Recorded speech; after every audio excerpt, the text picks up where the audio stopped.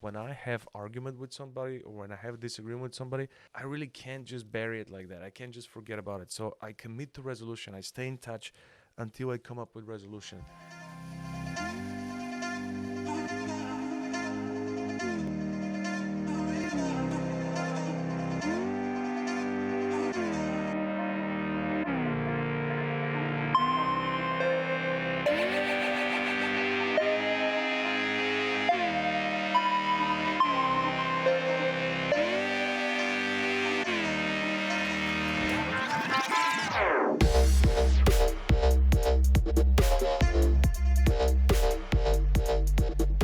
Good morning, champ. Welcome to Chief here, the professional problem solver, coming to you live for another episode of Wake and Make. Today, we're going to talk about how to handle disagreements with grace. Oh man, disagreements are tough.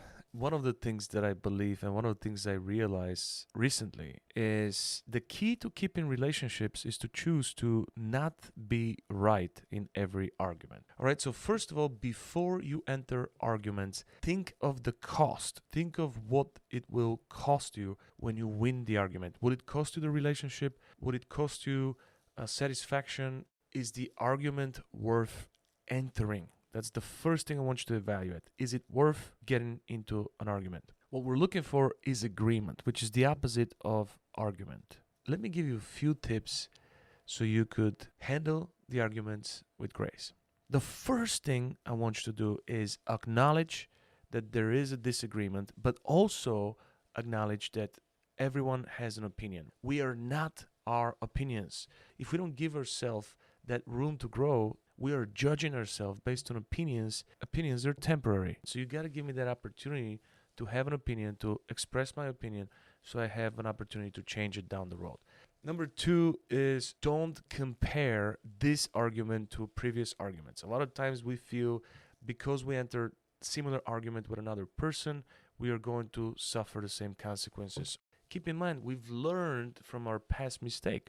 We have become a different person, hopefully. So now we can apply what we learned from the previous argument and implement it in this one. Don't fall for the same mistake again. Number three is seek to listen and understand. Sometimes you got to take a step back. Not sometimes. It's mandatory for you to take a step back and give the other party an opportunity to express their feelings. Understand the root of their belief. Where is it coming from, right? If you don't give a chance to the other party to express their belief, to express their opinion, it will be very unfair for you to continue to disagree. Because sometimes people are on the same side and they continue to argue for the sake of argument.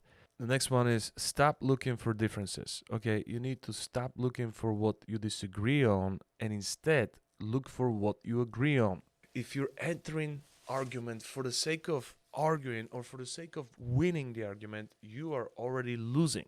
The purpose of the argument is to come to an agreement. Number five, be responsible for your own feelings. If you get offended, it's because you choose to experience that emotion. If you don't believe the person who's trying to offend you, it goes back like a boomerang. It goes right back to them. So it's your personal choice. You are in full control. What's hurting right now? Ask yourself, why are you offended, right? Usually people who get offended very often are people with high ego, low self-esteem. The reason why I know is because I used to get offended all the time until I stopped dwelling on those emotions and started to focus on other emotions. What you feed is what grows.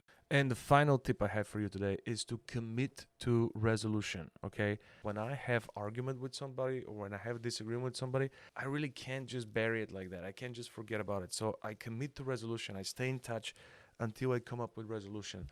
One of the best ways to solve arguments is through humility, right? Always extend the benefit of the doubt. There's always agreement between two parties. There's always a middle point where both parties will be satisfied. Let's make it a great day. Woo!